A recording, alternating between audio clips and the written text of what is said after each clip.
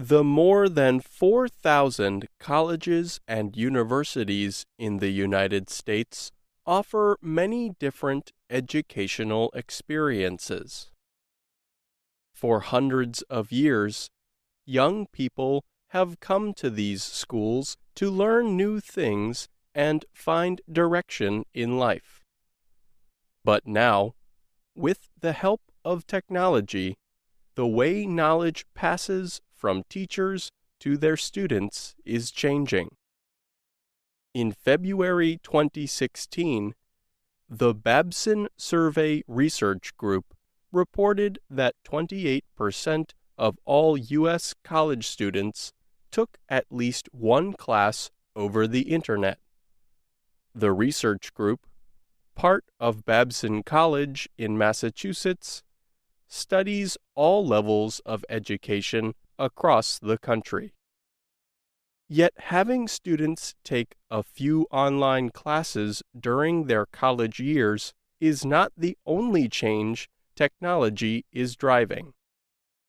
Many U.S. colleges and universities now offer full degree programs online. This opens up all kinds of possibilities for students around the world. One such student, Leanne from Cherry Hill, New Jersey, is using an online degree program to meet her needs. The 30-year-old asked VOA not to share her last name as she has yet to complete her studies. In 2012, Leanne earned a bachelor's degree in nursing through a traditional study program at Thomas Jefferson University in Philadelphia. She then started working as a nurse in the Washington, D.C. area. After a few years, Leanne decided she wanted to earn a master's degree to help further her career in medicine. However, she did not want to move to another city to continue her education, as can often be the case for students. Her job and her husband were in Washington, and she only wanted to study part-time. So, Leanne decided to look for an online program. There were a lot of appealing things about doing it online. It allowed me to work full-time and fit the schoolwork into my schedule, which also made it a lot more financially feasible. And the nurse practitioner programs, they have nationally gone towards being online to the point where it's actually very difficult to find a program that was in person. In 2014, Leanne began taking nursing classes through the online master's degree program at D.C.'s George Washington University. The program provides medical training videos through her home computer. She also is involved in discussion groups, takes tests, and submits projects online. Leanne says much of her studies are self-directed. But students also must physically visit the university at least 4 times during their 3-year program for in-person testing. Leanne says her program appeals to a lot of people with full-time jobs. And George Washington University is not alone in its efforts to spread online education. The communications company AT&T gave the Georgia Institute of Technology $4 million to create an online degree program in 2014. This led to an online master's degree program in computer science. And in the past few years, the program has become a true success story, says Joshua Goodman, an associate professor of public policy at Harvard University. Goodman studied the effects of the online program. Harvard's Kennedy School of Government published his findings last September. Goodman says online degree programs have faced two major barriers. First, it has often been lesser known, lower quality, or for-profit universities that have offered online programs. Second, well-known, high-quality schools charged the same price for online and in-person programs. This often led to students choosing the traditional programs. But the Georgia Tech program may have solved these problems, Goodman says. Many experts consider the university to have one of the best computer science master's degree programs in the country.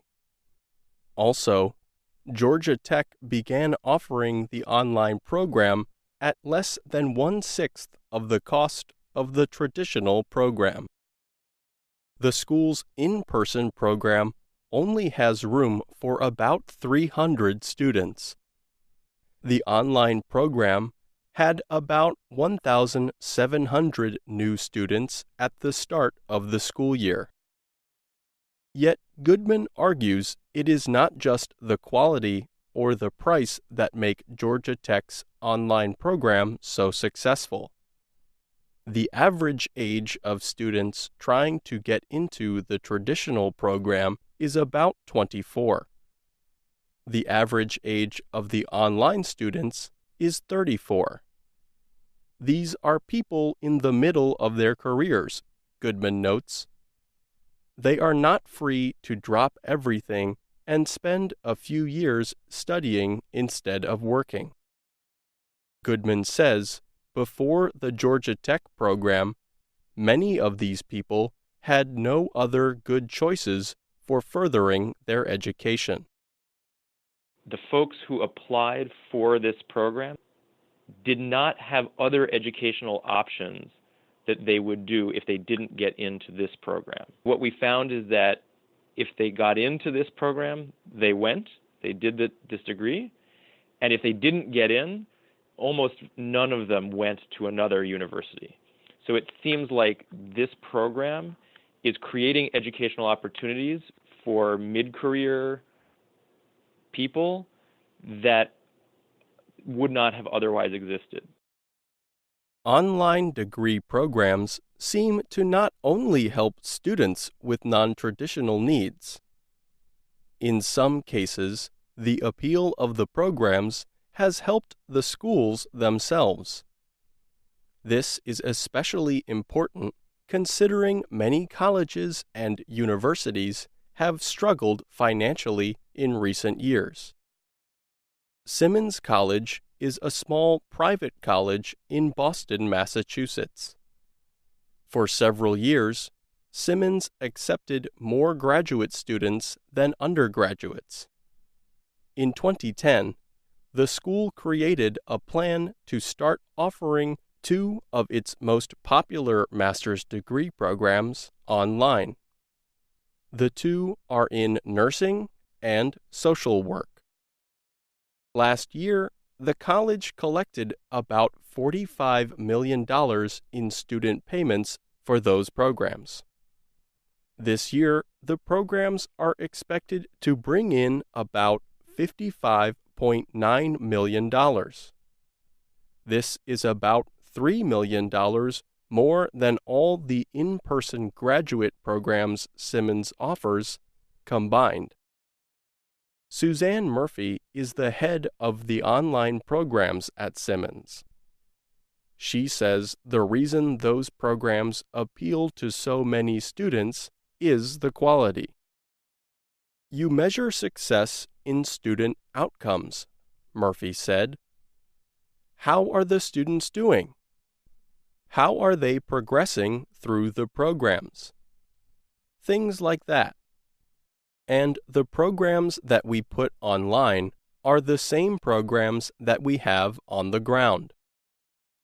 Leanne, Goodman, and Murphy all agree there are many other ways to improve online degree programs in general. Next week, we will look at some of the problems such programs still face. I'm Pete Musto.